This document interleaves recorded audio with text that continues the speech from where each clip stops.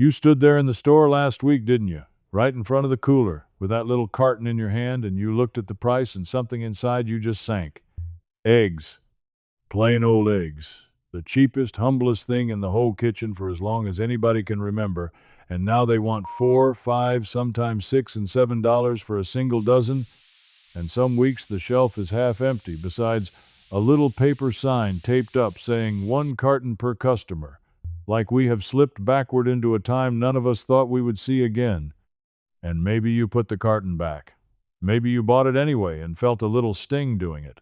Either way, you walked out thinking the same thing your grandmother would have thought. There has got to be a better way. And here is the thing I want you to know. The thing that is going to make this whole evening worth your while. There always was. Because the people who came before us, the ones who lived through the Great Depression and the lean years that followed, they baked cakes and biscuits and cornbread and cookies through times when an egg was every bit as scarce and dear as it feels right now.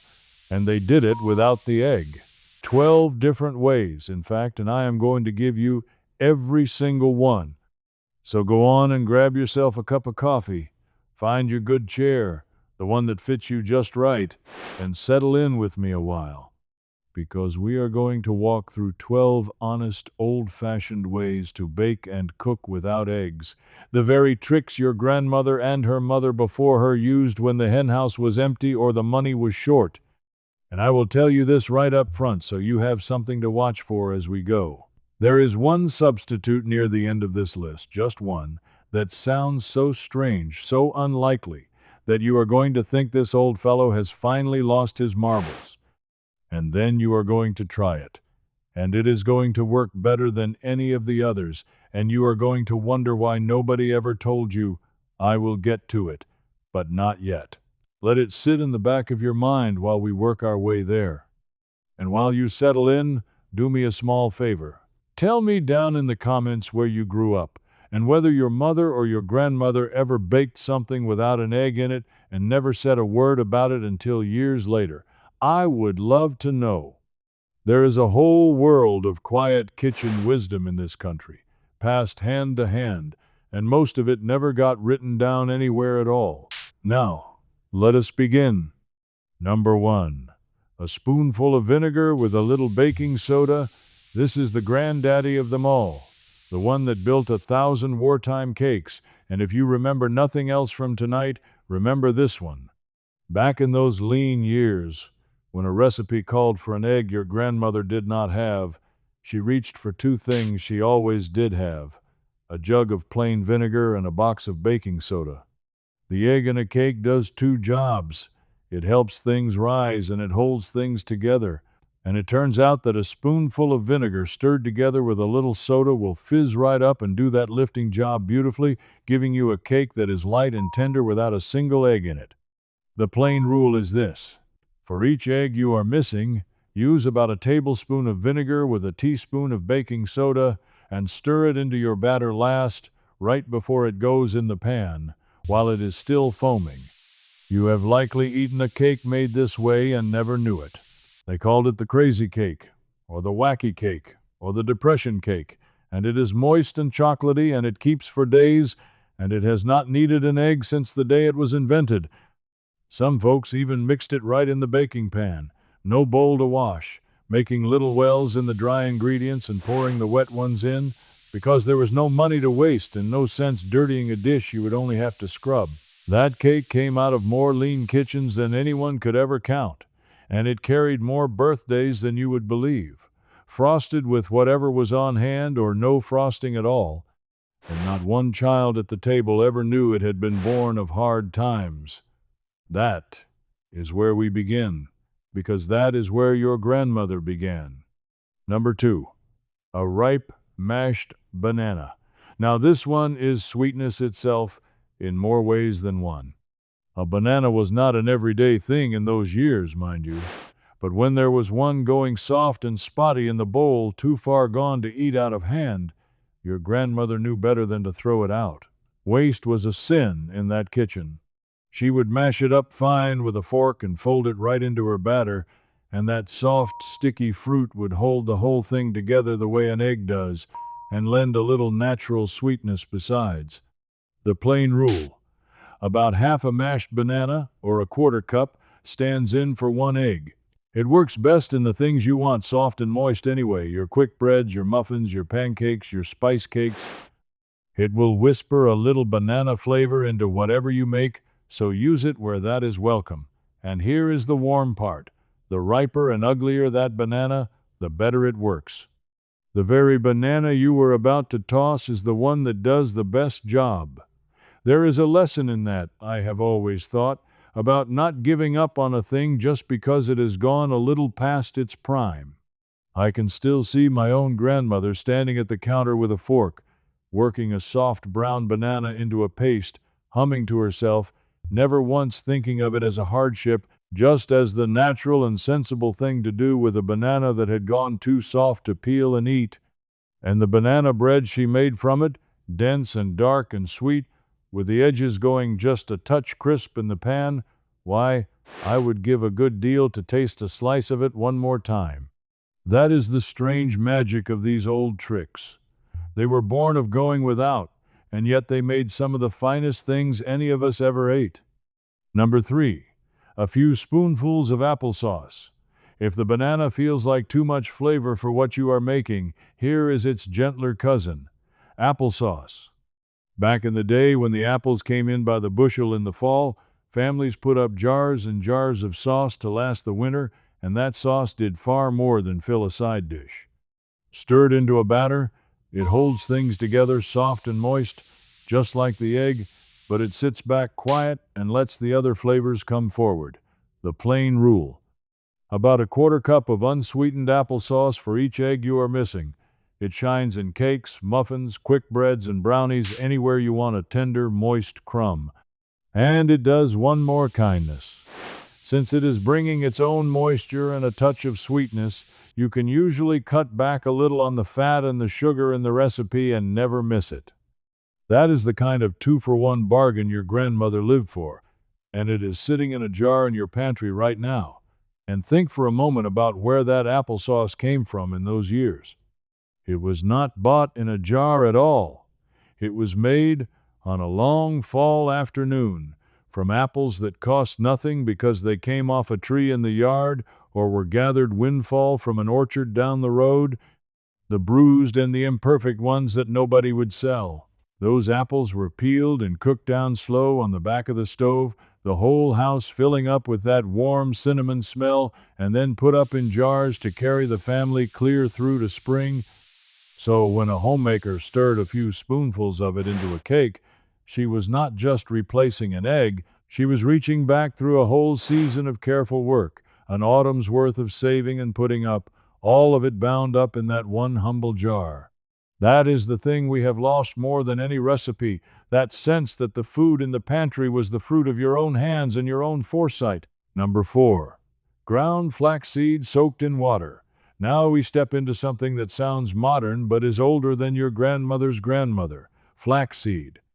Those little brown or golden seeds were grown on farms all across this country, and folks knew that ground up and soaked in a bit of water, they turned thick and slippery, almost like a raw egg in a bowl.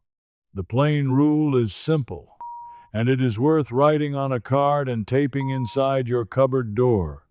1 tablespoon of ground flaxseed, stirred into 3 tablespoons of water, then left to sit for 5 or 10 minutes until it goes thick and gummy. That makes 1 egg. It binds beautifully, and it brings a gentle, nutty taste that is right at home in heartier baking: your wheat breads, your oatmeal cookies, your bran muffins, your pancakes. It gives a body and a chew to things that store-bought baking has mostly forgotten. Keep a little bag of those seeds on hand, ground fresh or whole, and you will always have an egg in the cupboard, even when the henhouse and the store have both let you down. Number 5, a little extra fat with a splash of liquid. Here is one that almost feels like a magic trick, because it uses nothing but the plainest things already sitting on your counter. In a real pinch, when there was no fruit and no flax and no time, your grandmother could fill in for a missing egg with just a little more fat and a little more liquid, balanced together. The egg, remember, brings both richness and moisture. So, a spoonful of melted butter or lard or oil, plus a couple spoonfuls of milk or water stirred in together, can carry a simple recipe across the finish line. The plain rule, roughly, is a tablespoon of fat and a tablespoon or two of liquid for each egg, with maybe a pinch of extra baking powder to help the lift. It will not work miracles in something fancy, but for plain biscuits, simple cookies, and rustic cakes, it does the job and it costs you almost nothing. That was the whole genius of that generation, you see. They did not run to the store for a special thing. They looked hard at what they already had, and they made it stretch. Are you starting to feel it? That little spark of hope, the sense that maybe you are not so stuck in front of that egg cooler after all. Hold on to that feeling, because we are not even halfway through. And remember, there is still that one strange substitute waiting near the end, the one that is going to sound like nonsense and then work like a charm. We are getting closer to it with every number. And let me pause right here for just a moment because you have been so kind to sit with me this far.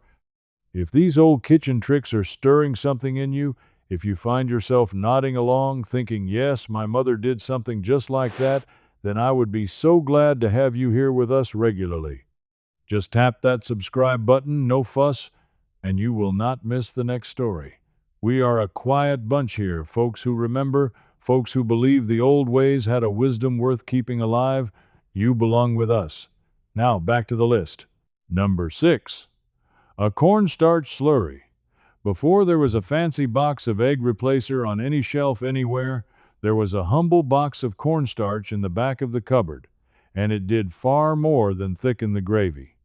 Cornstarch, you see, is a powerful binder, which is exactly one of the two big jobs an egg does. Your grandmother would stir a spoonful of it into a little cold water until it was smooth, no lumps, and add it right to her batter to hold things together. The plain rule, about 2 tablespoons of cornstarch mixed into 3 tablespoons of water, makes a stand-in for 1 egg. It works a treat in cookies and bar recipes and anything where you mainly need things to hold their shape rather than rise up high and proud. It is nearly flavorless, which makes it a friend to delicate things, and it costs pennies a use. A box of cornstarch lasts a year of Sundays and never lets you down, and that is exactly the kind of quiet, reliable thing the old kitchens were built on. Number 7. Mashed potato. Now here is one that takes folks by surprise, and it shouldn't, because the potato was the great friend of every Depression kitchen there ever was, the thing that filled the plate and the belly when the money was thin. And it turns out a few spoonfuls of plain mashed potato, the leftover kind from last night's supper, will bind a batter together every bit as well as it binds a potato cake. Your grandmother knew this without ever being told. She wasted nothing, and last night's mashed potatoes were not garbage, they were tomorrow's biscuit. The plain rule. About a quarter cup of plain mashed potato, with no butter or salt or seasoning worked into it if you can manage it, stands in for 1 egg in heartier, savory baking, your dinner rolls, your savory breads, your dumplings. It brings a wonderful soft, moist tenderness, the kind that makes a roll you want to tear apart with your hands. So the next time you have a little dish of mashed potatoes left over and you are about to scrape it into the bin, stop. There is breakfast in that dish, if you know what your grandmother knew, and I will tell you, the potato carried that whole generation on its back. When there was nothing else, there were potatoes, in the cellar, in the bin, mounded up against the winter, the great stretcher that filled the plate and the belly when money was thin. So it should be no surprise at all that the same humble potato, which had already been fried and mashed and baked and boiled and put into soup and bread and pancakes, could also quietly fill in for the egg. The old folks did not see a potato as one thing. They saw it as a dozen things waiting to happen, and not a scrap of it ever went to waste. Not the peel, not the cooking water, and certainly not the little bowl left over after supper. Number 8. Buttermilk. or any soured milk. Here is a substitute that does its work quietly, and it leans on one of the deepest old kitchen secrets of all, which is that slightly soured milk is not spoiled milk, it is treasure. In those days when milk came fresh in a bottle and began to turn before it was all used, nobody poured it down the drain.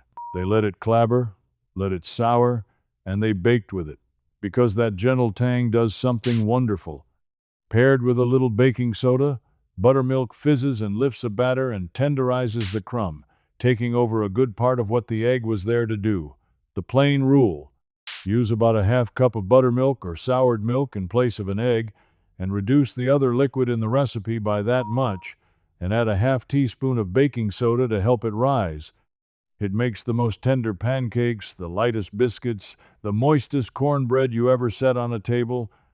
And if you have no buttermilk, you can make your own the old way: a tablespoon of vinegar stirred into a cup of milk, left to sit 10 minutes until it thickens. Nothing wasted, everything used. That was the rule of the house. You have to remember, in those days, milk came to the door in a glass bottle, the cream risen to the top, and a family did not pour out a single drop of it just because a few days had passed. They knew, the way people had known for thousands of years before the date stamp was ever invented, that milk on the turn is not ruined milk, it is the beginning of something better. It became the tender pancake, the light biscuit, the moist cornbread, the very things their children begged for. We have been trained to fear our food and throw it out at the first hint of age, and it cost the average family a small fortune in the run of a year. Your grandmother used her eyes and her nose, and she let nothing go that still had good in it, and her baking was the better for it. Number 9. A spoonful of gelatin. This one came into its own in the harder years, when a homemaker wanted to make something hold together with real firmness and richness, and it is half forgotten today, which is a shame. A little unflavored gelatin, the plain kind, dissolved in warm water, sets up into something that binds a batter with real strength, much the way an egg white does. The plain rule: stir a teaspoon of plain gelatin into a tablespoon of cold water to soften it, then add 2 tablespoons of hot water and stir until it is fully dissolved, and that makes a stand-in for 1 egg. It is especially good in chewier cookies and in recipes that need to hold their shape and not crumble apart. Now, I will be honest with you. It takes a touch more care than a mashed banana. You have to mind your timing so it does not set before you use it. But that little bit of fuss was nothing to a generation that did everything by hand, and the results are worth it. It is a fine trick to have in your back pocket for the days when you need real holding power and the egg is nowhere to be found. Now, we are getting close to the strange one, the one I promised you. But hold on, because the next 2 earn their place fair and square, and you will want them both. Number 10. Chia seeds or any small seed soaked soft. If you remember the flaxseed back at number 4, this is its first cousin, and it works on the very same honest principle. Certain little seeds, when you soak them in water, turn thick and gel and slippery, almost exactly like a raw egg in the bowl, and that gel binds your baking together a treat. Chia seeds do this beautifully, and so will other small seeds soaked and ground. The plain rule is the same easy one. 1 tablespoon of the seeds stirred into 3 tablespoons of water, left alone for about 10 minutes until it goes thick and pudding-like, makes 1 egg. It is wonderful in heartier breads, in oatmeal cookies, in muffins. Anywhere a little extra body and chew is welcome. And here is the warm part, the part that ties it back to the old ways. The whole secret, whether it is flax or chia or any humble little seed, is patience. You soak it and you wait. You let water and time do the work, the way the old folks always did, because they understood that some of the best things in a kitchen cannot be hurried. And let me pause once more, friend, because we are coming into the home stretch now and I do not want to lose you. If you have found even one trick tonight that you mean to try, then do an old fellow a kindness and tap that subscribe button before we go on, so the next time I sit down to share a pocket full of these old kitchen secrets, you will be right here with me. It costs you nothing, and it tells me you want more of this. We keep the old wisdom alive together, you and I, one quiet story at a time. Now, let us get to that strange one, because here it comes. Number 11. Ripe pumpkin. There it is. The one I told you would sound like nonsense, all the way back at the start. Pumpkin. In a cake. In a cookie. In place of the egg. And I can see you raising an eyebrow at me right through the screen. But you stay with me now, because this is the one that is going to win you over. In the autumn, when the pumpkins and the winter squash came in heavy off the vine, a thrifty kitchen cooked them down and saved that thick, smooth, golden flesh for the whole season ahead, and it did far more than fill a pie. A pumpkin, you understand, was practically free. It grew big and easy in the corner of the garden with hardly any tending, one seed swelling into a thing that could feed a family for days, and the same went for the winter squashes that kept for months in a cool cellar without a lick of canning. So when the eggs ran short, that golden flesh was right there, cooked and mashed and waiting, and a clever cook put it to work. Stirred into a batter, mashed pumpkin holds everything together, soft and moist, exactly the way an egg does, and it brings its own gentle richness and a beautiful color besides. The plain rule. About a quarter cup of plain cooked, mashed pumpkin or squash for each egg you are missing. It is glorious in spice cakes, in muffins, in soft cookies, in quick breads, anywhere those warm autumn flavors belong. It will lend a little of its own taste, so use it where pumpkin is a friend, which in the cooler months is just about everywhere. And there it is, the strange one. Not so strange after all, is it? Just a humble vegetable doing an honest job, the way the old kitchens always asked of everything they had. I told you it would win you over, and I had a feeling it just did. Number 12. A teaspoon of baking powder with water and a little oil. And here at the very end, we come back around to the plainest pantry of all, because the 12th and final trick uses nothing but 3 things you have had in your kitchen your whole life long. Baking powder, water, and a spoonful of oil or melted fat stirred together and added to your batter. This little mixture lifts and binds at the same time, covering both of the egg's big jobs in one go, with no fruit, no seed, no special thing at all. The plain rule. For each egg, mix about 2 teaspoons of baking powder with 2 tablespoons of water and a tablespoon of oil, and stir it in. It is the trick for the day when the cupboard is nearly bare, when there is no banana, no applesauce, no flax, no pumpkin, nothing but the bare bones of a kitchen, and you still mean to put something warm and homemade on the table. And isn't that the most fitting place of all to end with the simplest answer of them all? Because that was the deepest gift of that whole generation. Not that they had the fancy thing, but that they could make do and make plenty and make joy out of almost nothing at all. Now let me tell you why all of this matters more than just saving a few dollars on a carton of eggs, because it does. It matters a great deal more. You see, when you learn even 2 or 3 of these old tricks, something quietly shifts inside you.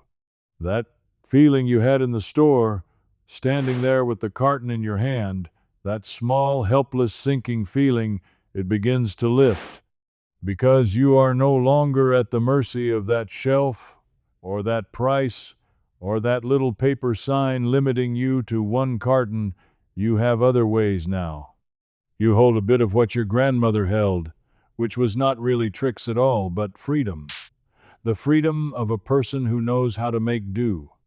And that freedom does not come from the store, and no shortage and no high price can ever take it away from you, because it lives in your own 2 hands and your own head, and that is the one place nobody can reach. That same generation, the one that faced harder times than most of us will ever know, did not stand in front of an empty shelf in despair. They got clever. They got close. They looked at what little they had, the soft banana, the leftover potato, the jar of applesauce, the box of cornstarch, the autumn pumpkin, and they saw not what was missing, but what was possible. They wasted nothing, and they wrung joy out of very little, And the habits that carried them through the leanest years are the very same habits that can carry you now, right through whatever the price of an egg happens to be this week. None of it is hard, all of it is honest, and every bit of it puts a little more of your day and your dollar and your peace of mind back where it belongs, which is in your own pocket. You know, I have thought a great deal about those old kitchens and about the women who ran them, the ones who fed whole families through years when an egg was a luxury. I do not know their names, most of them, but I know them the way you know them because they were every grandmother in this country in those years. I can see one of them now, in the lamplight, looking at a recipe that called for an egg she did not have, and not for one moment letting it stop her. I can see her reach for the vinegar and the soda, or mash that one soft banana, or scoop out a little of yesterday's potatoes, calm as anything, because she had been here 100 times before, and she knew there was always another way. And I can see the cake or the bread or the biscuits come out of that oven warm and golden, and the children gather round, never knowing and never caring that there was not a single egg in the whole thing. That is the picture I most want you to carry away with you tonight. A kitchen with very little in it, and a person in it who could still make almost anything, because she refused to be beaten by a short shelf.